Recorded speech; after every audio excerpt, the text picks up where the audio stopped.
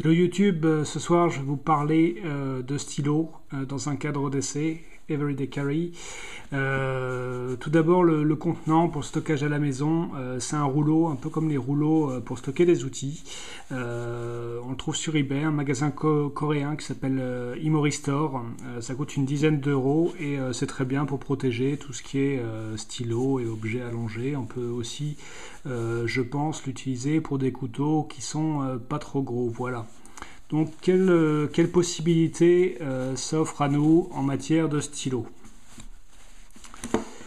Pas mal de modèles en fait sont envisageables dans un cadre d'essai ou tactique.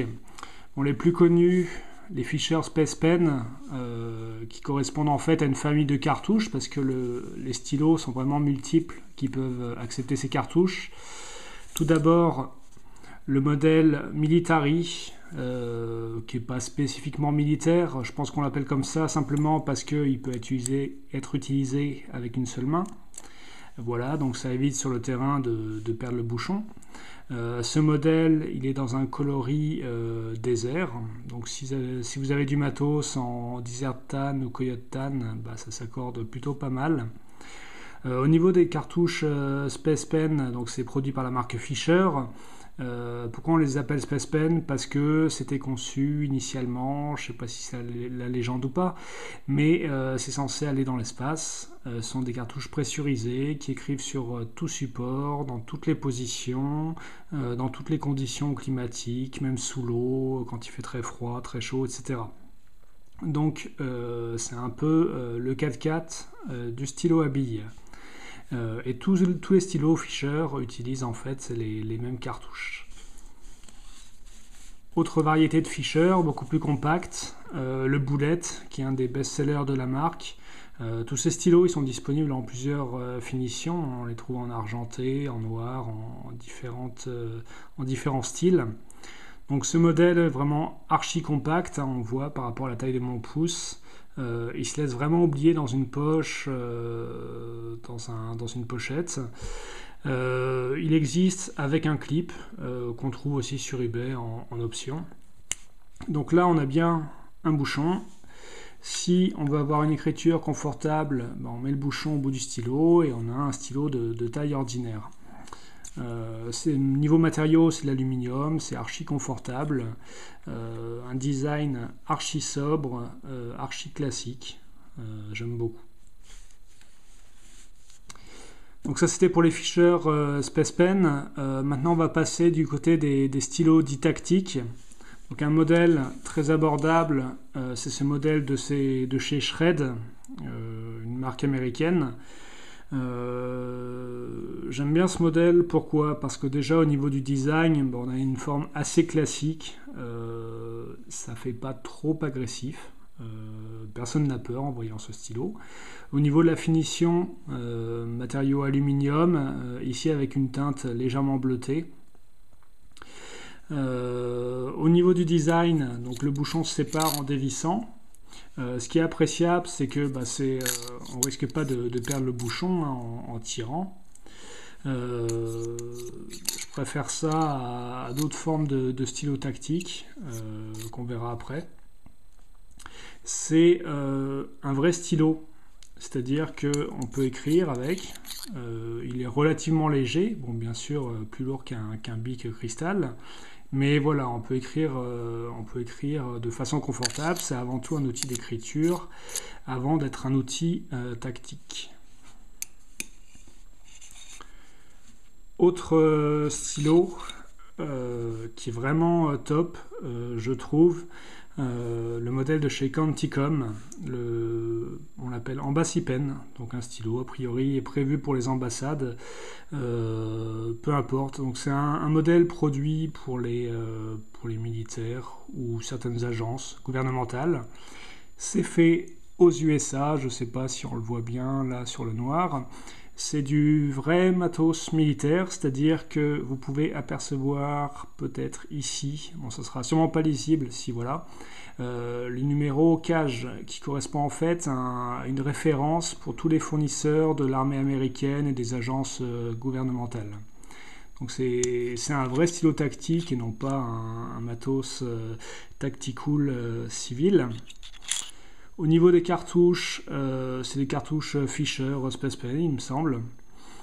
C'est archi solide, il existe dans plusieurs modèles, donc il y a la version aluminium, il y a des versions en titane, je crois, il y a des versions en cuivre, des versions en acier inoxydable. Donc pas mal de versions, c'est chez Quanticom.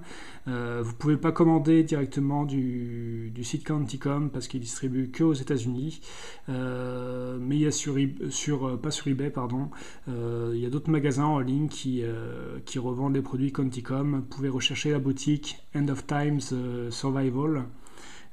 C'est un tout petit site perso qui paye pas de mine, mais le vendeur est tout à fait fiable. Au niveau des lignes, c'est archi classique, c'est très arrondi, donc pas du tout agressif. En fait, ça ressemble à je dirais un vieux stylo des années 20, quelque chose de très sobre. Au niveau du grip, ça s'accroche bien, donc vraiment confortable à tenir.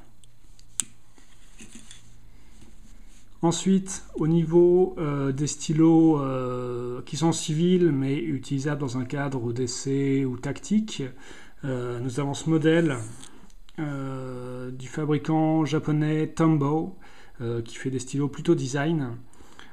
C'est comparable au stylo Fisher Space Pen parce que ce sont non pas des cartouches pressurisées, mais c'est le design du stylo qui pressurise à chaque fois l'encre.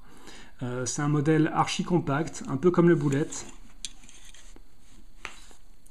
Voilà, donc un modèle très petit qui est télescopique. Et quand on tire, la mine, la pointe ressort. Donc c'est pressurisé, c'est archi solide, c'est de l'aluminium. C'est un modèle qui se veut adapté pour l'outdoor. Vous pouvez le sécuriser, donc le trou sera trop petit pour de la paracorde directement, mais de la corde élastique, la corde bungee en 3 mm, ça passe. Vous pouvez également insérer un petit anneau brisé pour mettre là de la paracorde. C'est très chouette, donc la marque Tombow et le modèle c'est XPA. Un autre modèle archi classique qui a un peu plus de 40 ans, les stylos Caran d'Ache. Donc c'est de l'aluminium, c'est du design ultra classique. Ici c'est le modèle 849, c'est en fait une réédition. C'est très sympa au niveau de la finition, c'est un métal un petit peu granité avec un vernis, ça se raye pas, c'est indestructible, ça craint rien du tout, et Caran d'Ache c'est la qualité suisse, c'est un vrai instrument d'écriture, donc c'est vraiment parfait, le clip est archi solide, pas moyen de le faire bouger. Et enfin, les stylos tactiques, ça donne lieu des fois à quelques déceptions. On trouve sur eBay des modèles vraiment pas chers, comme celui-ci. Mais à mon sens, c'est pas génial parce que voilà, ça se défait assez facilement le bouchon. Donc je suis pas sûr que ça soit très sécurisant. Bon, ça reste un stylo. On peut regretter aussi le fait que China soit imprimé sur le clip. Mais voilà, donc si vous voulez vous amuser à collectionner des stylos tactiques, n'hésitez pas à dépenser un minimum quand même, 20-30 euros. On trouve des modèles super sympas, ceux de chez Smith & Wesson par exemple. Il y a tous les Fisher Space Pen qui sont vraiment très abordables, hein. Ça doit commencer à une quinzaine d'euros, commandés aux États-Unis sur eBay, il n'y a aucun souci. Voilà, donc c'était une vidéo pour vous présenter quelques stylos, Fisher Space Pen, Quanticom Embassy Pen, stylo tactique de chez Shred, Tombow XPA, Caran d'Ache 849 et un machin made in China. Voilà, bonne soirée.